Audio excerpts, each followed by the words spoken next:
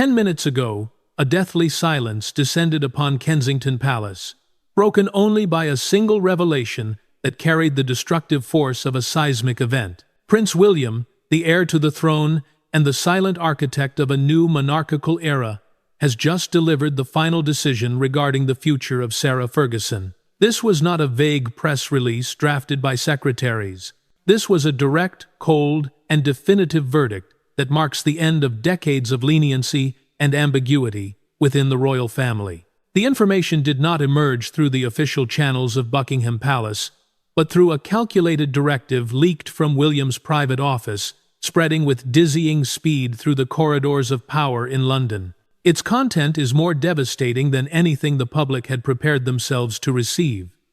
Sarah Ferguson has not only lost her residence at Royal Lodge, but she has been completely removed from the protective circle of the institution by direct order of the Prince of Wales. The events unfolded on a bleak, grey morning, with mist still clinging tightly to the ancient watchtowers of Windsor. While King Charles remained hesitant, caught between family sentiment and sovereign duty, William stepped forward, seized control, and made the decision his father had delayed for too long. This revelation comes as a bucket of ice water thrown straight onto the fragile hopes of a reconciliation or a gentle transition for the Duchess of York. No more exceptions. No more gray areas. The future of the monarchy has no room for the risks of the past. That was the spirit pervading William's decision.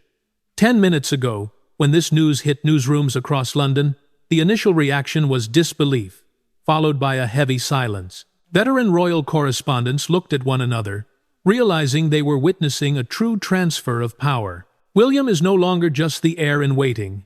He is acting like a true king, ready to cut away the necrotic tissue to save the body of the monarchy, regardless of the personal pain it causes.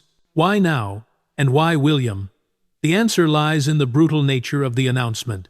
For months, Sarah Ferguson has lived in a state of limbo, clinging to old promises and her close relationship with Andrew. But William, with his sharp and uncompromising vision of a modern monarchy, saw dangers that others ignored. He saw international investigations rekindling. He saw the public's patience running dry. And most importantly, he saw a direct threat to the legacy he is destined to inherit. This decision is not merely about evicting an ant from a house. It is a message sent to the entire world. The era of sentimentality and protecting the family at all costs is over. William has revealed a heartbreaking truth that for him, the survival of the crown stands above all personal affections. Sarah Ferguson, once a symbol of resilience and rebirth, has now become the first casualty of this necessary ruthlessness. As the news spread to the other side of the Atlantic, American audiences who have always held a special sympathy for Fergie reacted with utter shock. They saw in William's decision not fairness, but a terrifying coldness.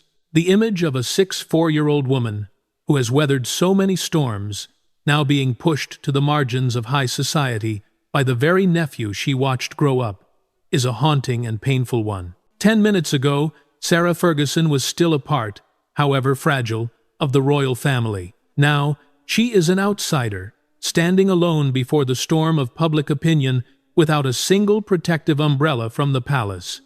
William has made the final decision, and in the world of Windsor, when a future king has spoken, there is no opportunity for appeal. To truly understand the brutality of the announcement released just 10 minutes ago, we must step back from the public shock and look into the room where the decision was actually made.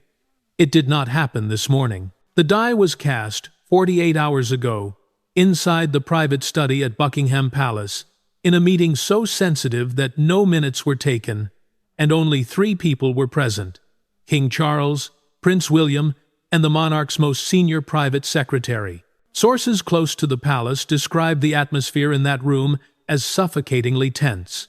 King Charles, appearing visibly weary, had reportedly been seeking a middle ground, a way to distance the monarchy from the controversies surrounding Royal Lodge without entirely casting Sarah Ferguson into the wilderness. For Charles, the decision was layered with decades of complicated history. He remembers Sarah not just as a headline risk, but as the woman who stood by his brother when the rest of the world turned away. He remembers her resilience, her humor, and the loyalty she showed the late Queen. But William arrived with a different agenda. He did not come to negotiate. He came to protect the inheritance of the crown. According to insiders, William placed a single folder on the mahogany desk between them. It contained a reputational risk audit, a cold, hard analysis of how American audiences and Commonwealth nations were viewing the monarchy's continued association with the York family. The data was undeniable. Sarah's continued residence at a Crown Estate property was being interpreted not as kindness, but as weakness, a sign that the palace was incapable of drawing ethical boundaries. William's argument was reportedly stark and devoid of sentiment. He told his father that the monarchy could not claim to be modernized while harboring remnants of the scandals that nearly destroyed it in the 1,990 seconds. He pointed out that every time Sarah gave an interview, released a book, or appeared on a talk show, the institution held its breath, waiting for a slip-up. That anxiety, William argued, was a luxury the crown could no longer afford. "We cannot inherit a broken house," William is said to have stated. It was a line that shifted the energy in the room entirely. It was not a request, it was an ultimatum, from the future king to the current one. Charles, who has spent his entire life balancing duty and emotion, looked at the evidence. He looked at the polling numbers from the younger generation, William's generation, who viewed the royal lodge arrangement with confusion and disdain. The king realized in that moment that his desire to be a benevolent brother was in direct conflict with his duty as sovereign. The soft landing he had hoped to engineer for Sarah had become a structural liability. The silence that followed was heavy. Finally, Charles nodded a slow, resigned gesture that signaled the end of an era. He gave William the authority to execute the decision, handing over the reins of this specific crisis to his son.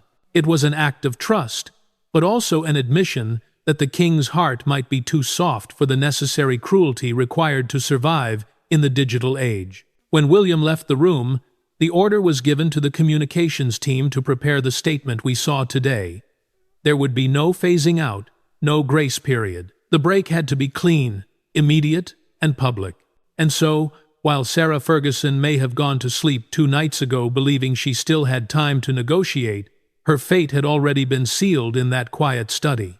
The king had relented, the prince had prevailed, and the machinery of the palace began to turn, preparing to crush the hope of a woman who never believed her family would actually close the gate in her face. While the world was reacting to the breaking news ticker, a far more intimate tragedy was unfolding in a quiet room in London. Sarah Ferguson did not learn about her fate from a television screen, nor did she hear it from the lips of the man she has called a friend for 40 years, King Charles. According to exclusive reports, the confirmation arrived via a formal digital correspondence from the Lord Chamberlain's office, delivered to her private device just moments before the public statement went live. There was no personal note attached. There was no softening of the blow. There was simply the cold, bureaucratic language of an institution severing a limb. For Sarah, this silence from the king is perhaps the deepest cut of all. For decades, she and Charles had shared a unique bond, a friendship forged in the fires of their respective marital breakdowns in the 90 seconds. She had often been the one to make him laugh when the weight of the crown became too heavy. She believed, perhaps naively, that this personal history would always grant her a stay of execution. But this morning, as she stared at the official notice, the reality of William's influence became undeniable. The king had stepped back. He had allowed the machinery of the palace to deliver a verdict he could not bring himself to speak aloud. It was a ghosting on a royal scale, a signal that the personal affection Charles holds for her has been completely overruled by the iron discipline of his heir. The immediate implications of this decision are terrifyingly practical.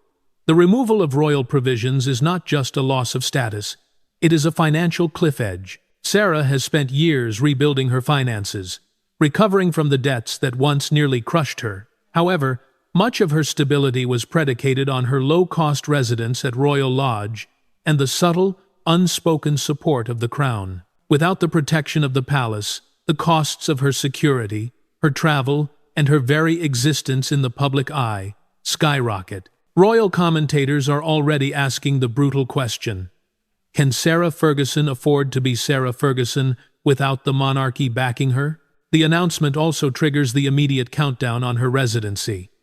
Royal Lodge, the 30-room mansion she shares with Prince Andrew, has been her sanctuary. It is where she raised Beatrice and Eugenie. It is where she retreated when the world turned against her. Losing it is not just losing a roof over her head. It is losing the last physical fortress that separated her from the prying eyes of the paparazzi. Friends close to the Duchess say she is shattered. She had prepared for a downsizing. Yes, she had prepared for a transition. But she had not prepared for an eviction notice served without a conversation. The swiftness of William's final decision has stripped away the dignity of a departure on her own terms. As the morning light fully broke over London, Sarah found herself in a position she hasn't been in since 1996, entirely alone, facing a world that demands she pay her own way, but stripped of the platform she used to earn it. The safety net is gone. The king is silent, and the winter wind is blowing through the gates of the life she used to know. If Sarah Ferguson is the primary target of William's final decision, then Princesses Beatrice and Eugenie are the devastating collateral damage. For years, the York sisters have played the role of the perfect royal soldiers. They have kept their heads down, supported the king without complaint, and navigated the minefield of their father's scandals with quiet dignity. They believed, according to friends, that their loyalty would buy their mother a measure of protection. Today, that belief lies in ruins. Sources close to the York sisters report that the mood within their respective households this morning is not just one of sadness, but of profound betrayal. Beatrice and Eugenie did not see this absolute excommunication coming. They expected a downsizing, perhaps a quiet negotiation about leases and logistics. They did not expect a public humiliation of their mother sanctioned by the cousin they once considered a brother. The relationship between William and the York sisters has always been close. They grew up together, vacationed together, and shared the unique burden of royal life. But William's move today signals the end of that personal alliance. By prioritizing the reputational risk index over family ties, William has drawn a line in the sand that places Beatrice and Eugenie on the other side. The tragedy here is specific and cruel. Beatrice and Eugenie have spent the last 2 years trying to prove that they can be assets to a modern monarchy, even as non-working royals. They have stepped in to support William at garden parties and charity events when the diary was full. They viewed themselves as the supporting cast to William's future reign. But this morning's announcement sends a chilling message to them. Your loyalty does not immunize you from the necessary cuts. Insiders suggest that Eugenie, in particular, is furious. She has always been fiercely protective of her mother, whom she calls the mum, viewing Sarah as the unfair scapegoat for the family's wider dysfunction. To see Sarah cast out so abruptly, while other problematic dynamics in the family are managed with more discretion, feels to the sisters like a targeted attack. William, for his part, reportedly knows exactly the cost of this decision. He knows he has likely fractured his relationship with his cousins permanently. But this reveals the icy core of his leadership style. He is willing to sacrifice personal harmony for institutional survival. He has calculated that the anger of 2 non-working princesses is a price worth paying to remove a loose cannon like Sarah from the royal ledger. As news broke, it is understood that both sisters immediately cleared their schedules to be with their mother. They are now the only safety net Sarah has left. The Cousins Club, that tight-knit group of William, Harry, Beatrice, and Eugenie, is now effectively dead, destroyed not by distance or geography, but by the cold, hard blade of business. Beatrice and Eugenie are now faced with an impossible choice: continue to support the institution that just humiliated their mother, or retreat into a private life that looks increasingly like exile. The final decision hasn't just removed a duchess, it has broken the heart of the family. While the emotional fallout of this decision is concentrated in London, the trigger for William's final decision was actually pulled 3,000 miles away, in the television studios of New York and Washington. To understand why the palace moved with such sudden brutality this morning, we must look at what internal documents call the American problem. For months, Palace strategists have been monitoring a disturbing trend across the Atlantic. The United States is not just a former colony, it is the primary market for the global royal brand. And in that market, the narrative surrounding Sarah Ferguson had turned toxic. According to leaked reports, American networks have recently begun airing investigative segments revisiting the Jeffrey Epstein timeline. Whenever new documents surface or old footage is archived, Sarah's name inevitably appears alongside Prince Andrew's. The algorithms of social media do not care about context or apologies made years ago. They simply amplify the connection. William, who is acutely aware of his own image in America, received a sentiment analysis report late last year. It showed that American viewers, particularly those over the age of 50, a crucial demographic for royal tourism and support, were increasingly confused by Sarah's status. They could not understand why a woman linked, however tangentially, to such a radioactive scandal was still living in a Crown Estate mansion. This confusion became a diplomatic liability. The Foreign Office quietly notified senior advisors that the blurred lines surrounding the York family were complicating British diplomatic messaging. In the ruthless calculus of international relations, Sarah Ferguson had become static on the line, a distraction the monarchy could not afford during a delicate transition of power. William viewed this through a strictly pragmatic lens. He is currently trying to launch his own global initiatives, focusing on the environment and homelessness. He cannot afford for the royal brand to be dragged back into the sordid headlines of the past. He saw that as long as Sarah remained in the royal fold, the Epstein narrative had a physical anchor in Windsor Great Park. The reputational risk index, the secret internal metric used by the palace, showed Sarah's vulnerability rating spiking in the last quarter. It wasn't because of anything she did recently. It was because the world refused to forget what she was associated with. By evicting her from the protective circle, William is attempting to cauterize the wound. He is sending a signal to American media and the global public. The monarchy is distinct from the Yorks. It is a harsh maneuver, designed to protect the institution's reputation in its most vital foreign market. Sarah Ferguson may have thought her past was behind her, but in the eyes of the future king, looking across the ocean, her past was a storm that was about to make landfall again. While the media focuses on titles and protocols, the true devastation of William's final decision is far more tangible. For Sarah Ferguson, today's announcement triggers an immediate and terrifying existential crisis.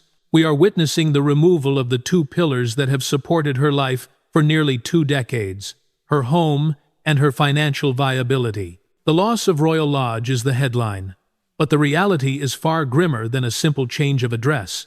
This 30-room mansion in Windsor Great Park was not just a residence, it was a fortress.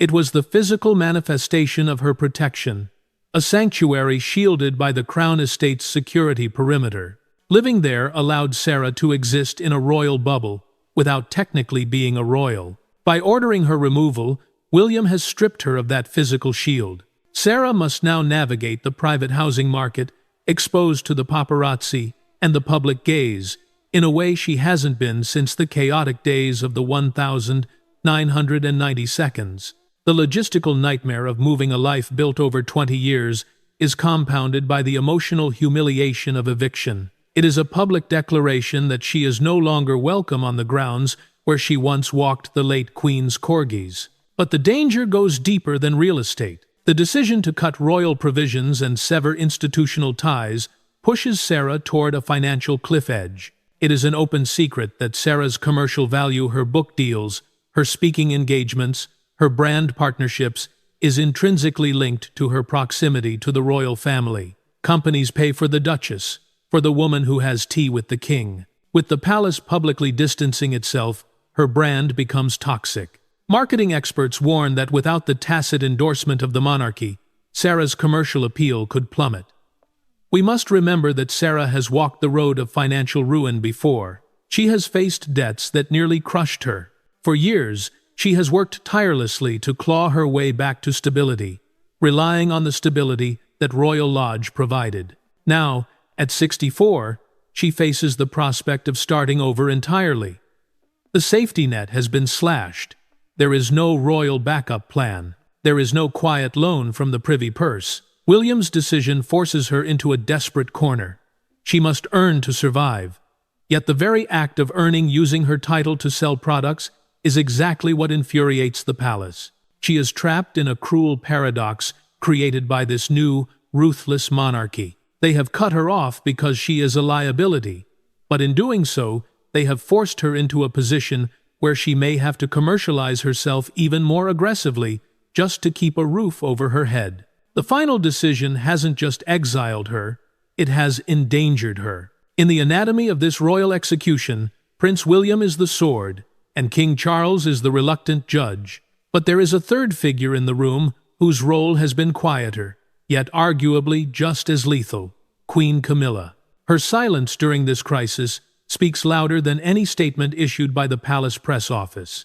For decades, Camilla and Sarah shared a unique, unspoken kinship. They were the other women of the Windsor saga, the outsiders who endured public vilification, the figures who navigated the treacherous waters of royal scandals in the 1,990 seconds. There was a time when it was believed that Camilla, having survived the brutality of public opinion herself, would be Sarah's greatest ally inside the king's inner circle. But today's announcement proves that theory wrong. Sources indicate that Camilla's stance on the Sarah problem has shifted dramatically in the last 6 months.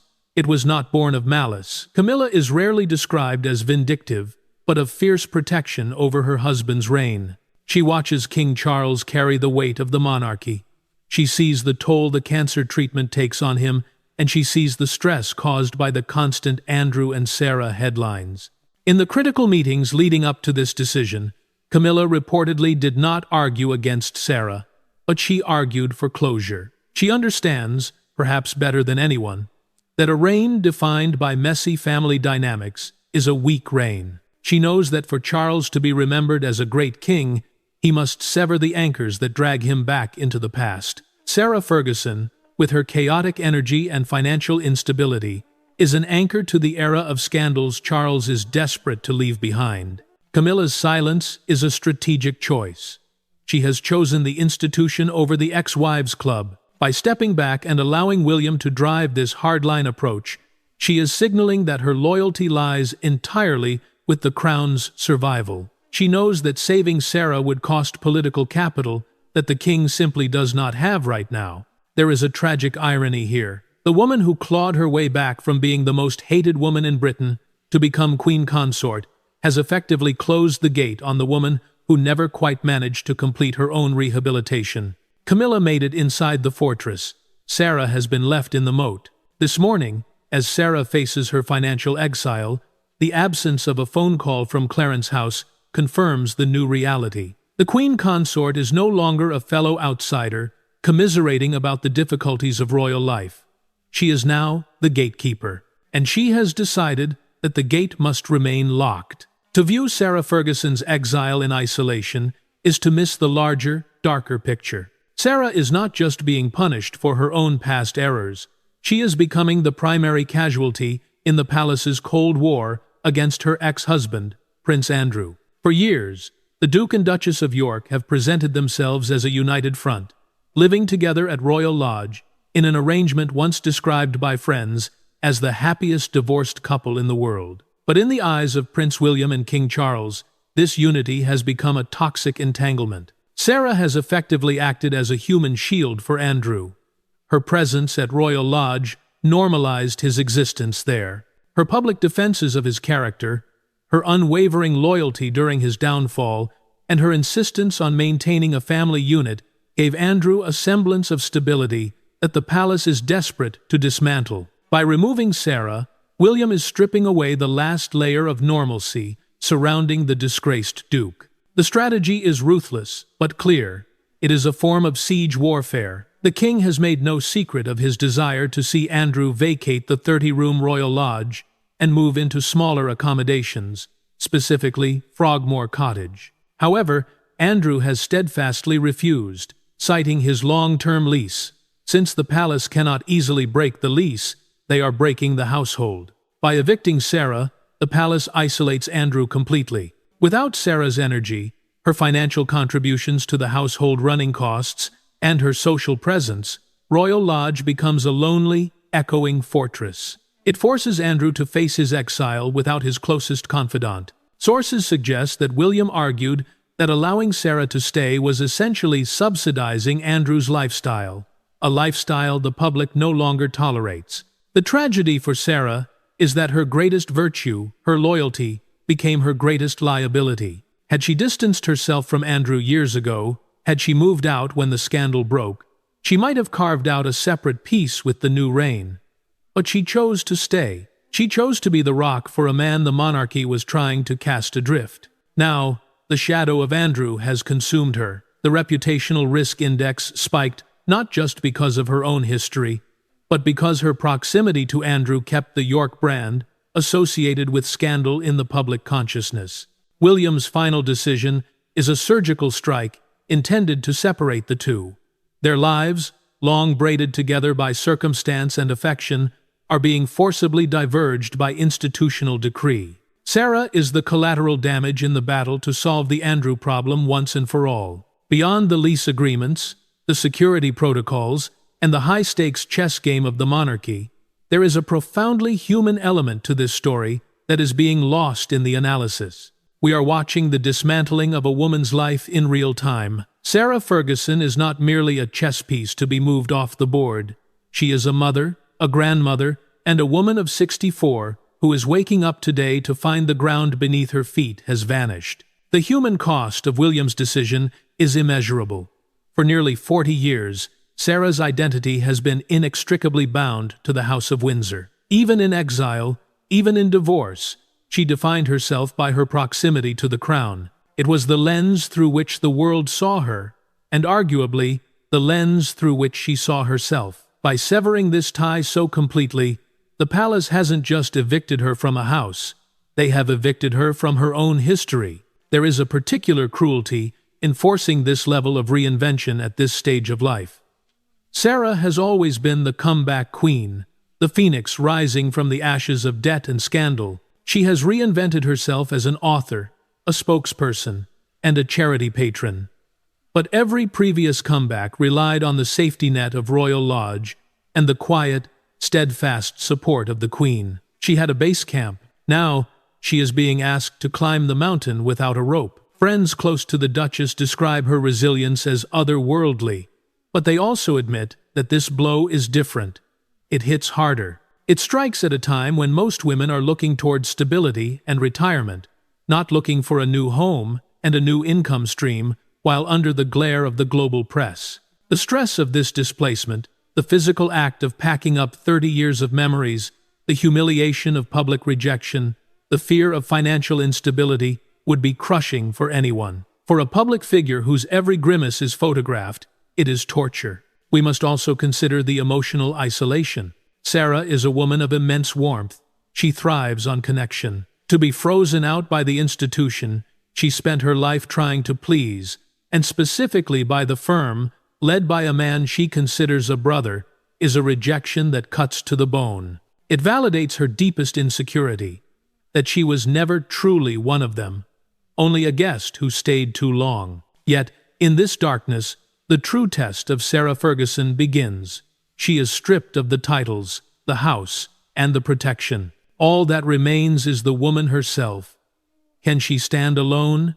Can she navigate this winter verdict without the warmth of the royal hearth? The palace has bet against her. They believe she is a liability to be discarded. But if history has taught us anything about Sarah Ferguson, it is that she finds light in the most unlikely places. The tragedy is real, but so is the survivor. As the sun sets on this historic and heartbreaking day, one truth has become undeniably clear. We are no longer watching the monarchy of Queen Elizabeth II. We are watching the dawn of a new, sharper, and infinitely colder era. The final decision regarding Sarah Ferguson is not just about a lease or a title. It is a declaration of intent for the future of the House of Windsor. Prince William has shown his hand. By orchestrating the removal of his aunt, he has signaled to the world and to the rest of his family that the new reign will prioritize survival over sentiment. The days of blurred lines, of tolerating scandals for the sake of family unity, are over. the institution has tightened its perimeter, and anyone who threatens its stability, whether by action or association, will be left outside the gates. Sarah Ferguson was the test case for this new ruthlessness, and the speed and totality of her exile prove that the monarchy under William's influence will be disciplined, streamlined, and unsentimental. It is a terrifying prospect for those who rely on royal grace, but perhaps a necessary one for an institution fighting for relevance in the 21st century. For Sarah herself, tonight marks the beginning of a lonely voyage. She stands at the threshold of a life she did not expect to face at this stage. The winter verdict has stripped her of her home and her status, but it cannot strip her of her story. She leaves the royal fold not as a villain, but as a casualty of a changing tide. We must remember that Sarah is a survivor. She has weathered debt, divorce, and public ridicule, and she has always found a way to stand back up. She may no longer have the royal lodge, but she has her daughters, she has her grandchildren, and she has the stubborn hopefulness that has defined her life. The palace has closed its doors, but the world is still watching. Will she fade into obscurity? Or will she reinvent herself one last time, proving that a duchess doesn't need a castle to command attention? As we close this chapter, the image that remains is stark. Sarah Ferguson, the woman who once brought laughter to the royal corridors, stepping out alone into the cold morning air, leaving behind the institution that finally decided it could live without her. The crown moves on. It always does. But for the House of York, and for the woman who tried so hard to belong, the silence that follows this decision will be deafening. This is the new reality. The boundaries are drawn. The decision is final.